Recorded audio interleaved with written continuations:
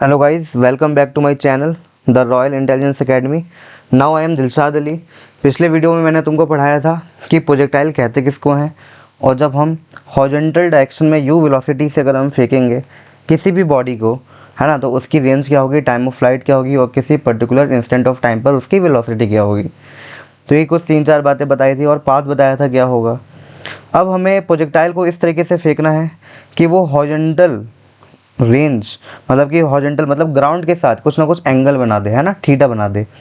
तो हम प्रोजेक्टाइल को अगर हवा में फेंकते हैं वर्टिकली अपवर्ड, तभी वो कुछ एंगल बना पाएगा हमारी हॉरिजॉन्टल के साथ, ठीक है ना। तो यहाँ पे फेंकना इस तरीके से कि वो ग्राउंड के साथ कुछ ना कुछ एंगल बना दे। और इस केस में भी आपको क्या करना है, time of flight, horizontal range और वेलोसिटी निकालनी है। तो आपको करना है प्रोजेक्टाइल फायर्ड वेलोसिटी u के साथ, और वो बनाएगा एंगल थीटा हॉरिजॉन्टल के साथ। उस वक्त हमें टाइम ऑफ फ्लाइट निकालनी है, हॉरिजॉन्टल रेंज निकालनी है और वेलोसिटी एट एनी इंस्टेंट निकाल करके दिखाना है। तो सबसे पहले हमको डायग्राम बनाना पड़ेगा, क्योंकि डायग्राम बना के हम शो करेंगे ना प्रोजेक्टाइल को कैसे फेंका हम लोगों ने।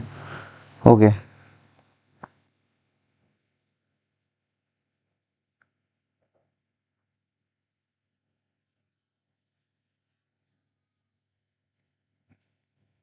मान लीजिए कि मैं इस पॉइंट पे खड़ा हूँ,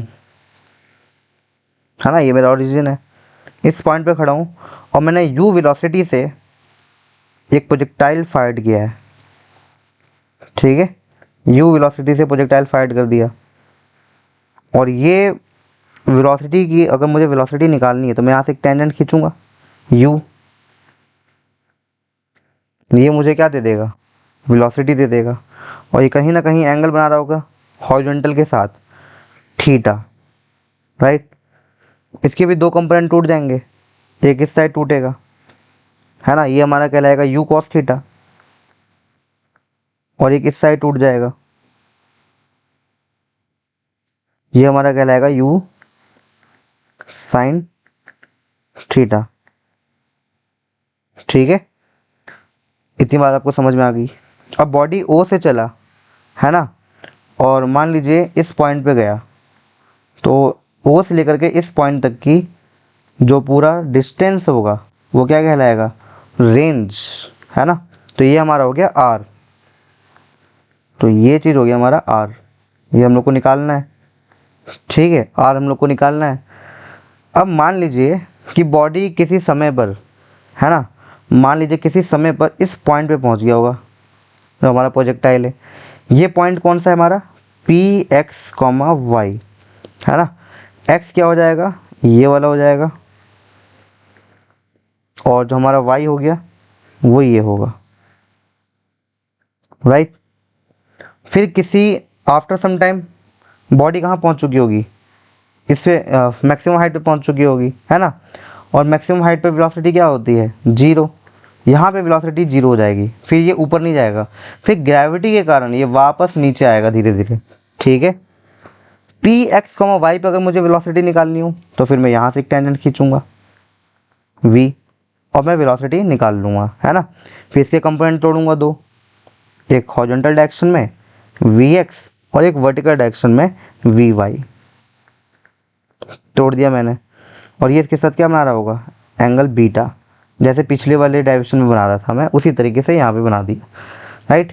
ये जो मेरा हाइट है ये मेरा मैक्सिमम हाइट होगा, है ना, एच मैक्स, क्योंकि इससे ऊपर बॉडी तो जा ही नहीं रही है, तो ये मैक्सिमम हाइट है। तो मैक्सिमम हाइट क्या होगा, मैक्सिमम हाइट में पहुँचने के लिए टाइम क्या होगा, ये भी निकालेंगे हम लोग। और बॉडी की जो पाथ है, प्रोजेक्टाइल की जो पाथ है वो ये है, तो हमें प्रूफ करना है कि ये पाथ क्या है, पैराबोला है, ठीक है। इतनी चीज़ें हम लोग को यहाँ पे क्या करनी है, ड्राइव करनी है। ओके, तो बस ये सिंपल सा डायग्राम है। यहाँ पे भी वेलोसिटी के कंपोनेंट होते हैं, वो उतना यहाँ पे बनाना ज़रूरी नहीं है, डायग्राम हमारा डायरेक्शन इतने से हो सकता है। ओके, तो सबसे पहले हम लोग को पकड़ना होगा इसके पाथ को डिफाइन, कि पाथ क्या है नहीं है, ठीक है। तो पाथ को डिफाइन करेंगे हम लोग। तो पहले हम लोग पढ़ने जा रहे हैं equation of trajectory, equation of trajectory of a projectile, ठीक है। अब इक्वेशन ऑफ ट्राजेक्टरी में जो बॉडी है है ना, वो horizontal distance at a time t कितना कवर किया है। तो वेलोसिटी जो होता है मेरा वो होता है डिस्प्लेसमेंट अपॉन टाइम, लेकिन जो हमने हॉरिजॉन्टल वेलोसिटी लेना है ना, वो ये वाला लेना है ना, हॉरिजॉन्टल u cos थीटा। तो u की जगह क्या लगाएंगे हम लोग, u cos थीटा। u की जगह हम लगाएंगे u cos theta equal to में x अपॉन टी। तो यहाँ से हम t निकाल सकते हैं कि बॉडी t टाइम पर इस पॉइंट पे पहुंचा था ना, इस वाले पॉइंट पर, तो वो टाइम क्या होगा, है ना। और देखो x कवर करते हुए पहुंच रहा है वो, है ना। तो ये टाइम हम निकाल सकते हैं, t को उधर भेज देना, इसको नीचे भेज देना, तो हमारा t निकल जाएगा। तो t हमारा क्या निकलेगा, x upon u cos theta. पिछले वाले डायरेक्शन में x t क्या निकला था, x अपॉन में u, और यहाँ पे क्या निकला है, x अपॉन में u cos थीटा। तो कुछ ज़्यादा चेंज नहीं है, बस cos थीटा यहाँ पर आ गया है। ठीक, अब आपको एक बात पता होनी चाहिए कि यहाँ पे ये हॉरिजॉन्टल वेलोसिटी है और यहाँ पे ये क्या है, वर्टिकल है ना। और हमारी जो नेट वेलोसिटी है वो क्या है, u है, जो हमने दे के भेजा था। अब आप लगा दो second equation of motion, s is equal to u t, यहीं से निकालेंगे हम लोग इक्वेशन, पिछली बार भी यहीं से निकाला था, हाफ ए टी स्क्वायर।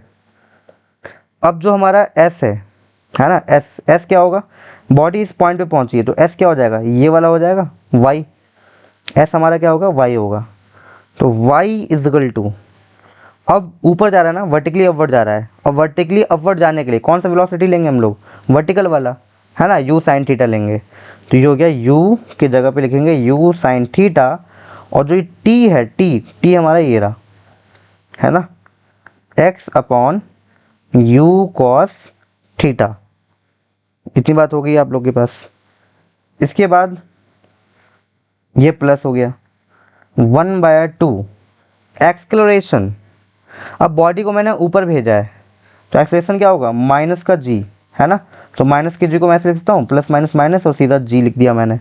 और फिर टी स्क्वायर का मतलब इसका स्क्वायर, है ना, एक्स स्क्वायर अपॉन में you square cos square theta. इतनी बात आ गई, ओके। अब देखो यहाँ पर u से u cancel, sine theta upon cos theta, ये क्या हो जाएगा, tan theta x minus g upon u square cos square theta. ये तो ठीक है, और क्या है, एक्स स्क्वायर है। अब एक काम करिए, इसको थोड़ा और सिंप्लीफाइड कर लीजिए, इसको p मान लीजिए, इसको q मान लीजिए। तो हमको पता चल रहा है यहाँ पर कि P x minus Q x square, है ना। यहाँ पे p और q क्या है, कांस्टेंट है, tan थीटा भी कांस्टेंट होगा, g constant, u constant, cos theta भी कांस्टेंट। तो कांस्टेंट को हमने एक नाम दे दिया है, इस कांस्टेंट को p कह दिया, इस कांस्टेंट को हमने q कह दिया है ना। तो यहाँ पे लिख देना वेयर p एंड जो q है हमारा, q आर कांस्टेंट्स हैं, कांस्टेंट्स, ठीक है। तो आपको इस इक्वेशन में क्या दिखाई दे रहा है, ये इक्वेशन भी उसी तरीके से है, पिछला जो इक्वेशन आया था y इक्वल टू के एक्स स्क्वायर, यहाँ भी वही चीज़ दिखा रहा है ना। देखिए y जो है, अगर ये पूरा k मान लूँ मैं, तो ये मुझे एक्स स्क्वायर के वो दिखा रहा है। तो मतलब ये कहीं ना कहीं पैराबोला की इक्वेशन को क्या कर रहा होगा, सेटिस्फाइड कर रहा होगा, है ना। तो y is a quadratic function of x, यहाँ भी वही चीज़ है। तो thus y is a quadratic function of x, hence इसकी भी बात क्या होगी, पैराबोला होगा। Hence the trajectory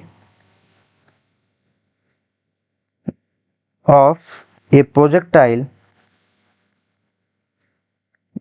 is a parabola.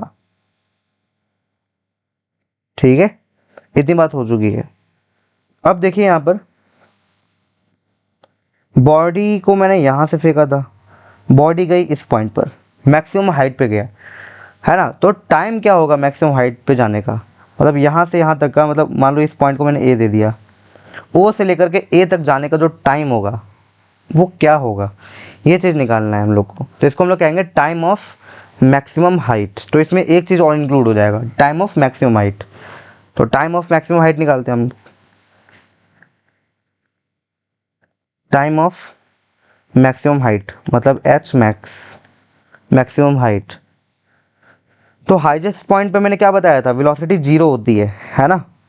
इस पॉइंट पे मैंने क्या बताया था, वेलोसिटी जीरो होती है, और यहाँ पे वेलोसिटी जीरो होगा, उसके बाद वो ग्रेविटी की मदद से नीचे की तरफ जाएगा वो। तो ठीक है, हम यहाँ पे लगाएंगे first equation of motion. First equation of motion हमारा क्या कहता है, v is equal to u plus a t, right. अब देखिए v तो जीरो हो गया हाईएस्ट पॉइंट पर, है ना, और वर्टिकली फेंका था, तो वर्टिकल के लिए वर्टिकल वेलोसिटी क्या था, u साइन थीटा। अब बॉडी ऊपर की तरफ फेंका था ना, तो a क्या होगा मेरा माइनस जी, है ना, और t को मैं क्या कर लूँगा टी एम, मतलब मैक्सिमम हाइट की टाइम।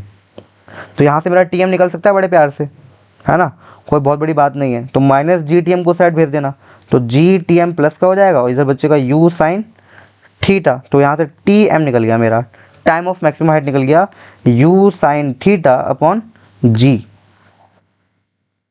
ठीक है ना, कोई बहुत बड़ी बात नहीं थी। फर्स्ट इक्वेशन ऑफ मोशन लिया मैंने और इसको सॉल्व कर दिया। अब लेंगे हम लोग next time of flight. Time of flight भी बहुत आसान है, सेकंड इक्वेशन ऑफ मोशन से आराम से हो जाएगा। तो टाइम ऑफ फ्लाइट वो टाइम होता है जिसमें बॉडी एयर में रहता है। It is a time taken by the projectile from the instant it is projected till it reaches a point in the horizontal point of its projection. तो कहने का मतलब ये है कि यहाँ से लेकर के, है ना, ओ से लेकर के यहाँ तक के पॉइंट का जो टाइम होगा पूरा, जिसमें बॉडी हवा में ही रहेगा, वो क्या कहलाएगा, टाइम ऑफ फ्लाइट। पिछले वीडियो में मैंने टाइम ऑफ फ्लाइट को बहुत अच्छी तरीके से एक्सप्लेन किया था मैंने। तो टाइम ऑफ फ्लाइट वो टाइम होता है जिसमें बॉडी एयर में ही रहता है, ठीक है ना। तो हम लोग टाइम ऑफ फ्लाइट निकालेंगे यहाँ से। तो अब दूसरी चीज़ निकालने जा रहे हैं, टाइम ऑफ फ्लाइट।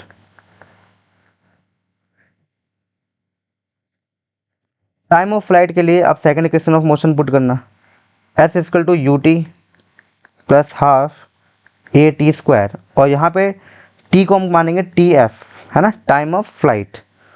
ओके, अब एक बात बताओ, टाइम ऑफ फ्लाइट में बॉडी कहाँ रहता है, एयर में। एयर में कोई डिस्प्लेसमेंट हो रहा था, नहीं। तो एयर में वर्टिकल डिस्प्लेसमेंट कुछ भी नहीं है, जीरो है। और जब ऊपर फेंका था मैंने बॉडी को, किस वेलोसिटी से फेंका था, यू साइन थीटा। तो यू की जगह मैं लूँगा यू साइन थीटा, और टी को मैं मानूंगा टी एफ, ठीक है। हाफ, अच्छा ऊपर की साइड फेंका है ना, तो जी क्या होगा, ए क्या होगा, माइनस जी होगा, तो माइनस जी और टी एफ स्क्वायर। टी को मैंने माना है टी एफ, तो यहाँ से मैं टी एफ निकाल सकता हूँ। तो इस पूरे टर्म को उस साइड भेजूंगा तो प्लस का हो जाएगा, है ना। तो यहाँ आ जाएगा half g t f square equal to u sine theta t f. अब एक टी एफ से एक टी एफ कैंसिल हो जाएगा, हो गया कैंसिल। अब टू को ऊपर भेज देना, जी को नीचे भेज देना, तो टी एफ पता चल जाएगा आपको, two u sine theta upon g. बड़े आराम से निकल गया ये तो, टाइम ऑफ फ्लाइट, ठीक है। तो ये चीज़ थी, तो ध्यान रखना यहाँ पे एयर में कोई भी डिस्प्लेसमेंट नहीं हो रहा था। जब बॉडी फ्लाइट में था, मतलब एयर में था, तो कोई भी डिस्प्लेसमेंट नहीं हो रहा था। तो यहाँ पे वर्टिकल डिस्प्लेसमेंट जीरो है, ठीक है ना। डिस्प्लेसमेंट तो हॉरिजॉन्टल में है ना, रेंज है हमारा, हॉरिजॉन्टल डायरेक्शन में रेंज है, ऊपर के साइड कोई भी डिस्प्लेसमेंट नहीं है, क्योंकि बॉडी ऊपर रुकी नहीं ना कहीं कि हम डिस्प्लेसमेंट निकालेंगे।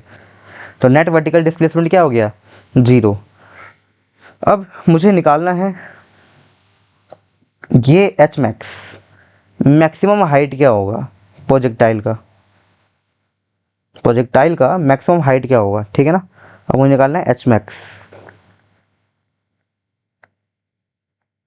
Maximum height of a projectile. तो it is the maximum vertical distance attained by the projectile above the horizontal plane of projection, है ना। तो मैक्सिमम हाइट, तो बॉडी ओ से लेकर ए तक गया था, है ना। तो वो पूरा हाइट निकालना है कि वो पूरा हाइट जो होगा जहाँ पे वेलोसिटी जीरो हो रही है, v इक्वल टू जीरो, है ना, वहाँ तक का हाइट क्या होगा। तो हम लोग यहाँ पे थर्ड इक्वेशन ऑफ मोशन लेंगे, v square minus u square equal to में टू ए एस, ये तो जनरल इक्वेशन हो गई। अब मैक्सिमम हाइट पे v क्या होता है, जीरो, तो वी स्क्वायर की जगह मैं जीरो ले लूँगा, माइनस, अब बॉडी को मैंने ऊपर फेंका है, किस वेलोसिटी से फेंका था, यू साइन थीटा, है ना। वर्टिकल वेलोसिटी क्या थी, यू साइन थीटा, हॉरिजॉन्टल थी यू कॉस थीटा, तो यू साइन थीटा लेंगे यू की जगह, तो यहाँ पे हो जाएगा यू साइन थीटा, है ना, का स्क्वायर करेंगे तो ये हो जाएगा u square sine square theta equal to 2। अब बॉडी ऊपर की तरफ फेंका है तो ए क्या होगा माइनस का जी, तो माइनस जी ये रहा, ठीक है ना। और एस क्या होगा मेरा एच मैक्स, यही मुझे निकालना है। तो एस को मैं मानूंगा एच मैक्स। तो यहाँ से कुछ भी नहीं है, ये हो गया ये जीरो तो हटा ही दो, जीरो को कुछ करना नहीं होता, ये माइनस से माइनस कैंसिल हो जाएगा अपना आप, ठीक है ना। बाकी एच मैक्स आप निकालोगे तो 2g को नीचे भेज देना, बस कुछ भी नहीं है इसमें। तो ये हो गया h max equal to u square sine square theta upon 2g, ठीक है ना, बड़े आराम से निकल गया ये भी। अब मुझे निकालना है हॉरिजॉन्टल रेंज, है ना। तो horizontal range is the distance travelled by the projectile during its time of flight, है ना। अब ये सब डेफिनेशन भी दे के आ रहा हूँ मैं, अब वैसे भी मैंने कहा दिया है तो तुम लोग लिख लेना, नोट्स बना रहे होगे तो। Horizontal range it is the horizontal distance travelled by the projectile during its time of flight. तो हॉरिजॉन्टल रेंज वो हॉरिजॉन्टल डिस्टेंस है जो बॉडी कवर करता है अपने टाइम ऑफ फ्लाइट के दौरान। तो हॉरिजॉन्टल रेंज